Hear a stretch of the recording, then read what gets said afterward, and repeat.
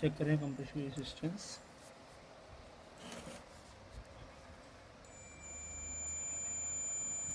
Eleven point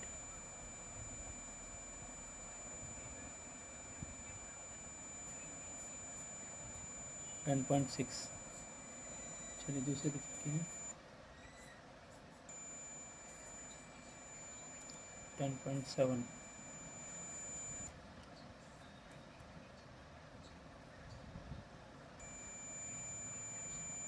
10.5 और से check कीजिए।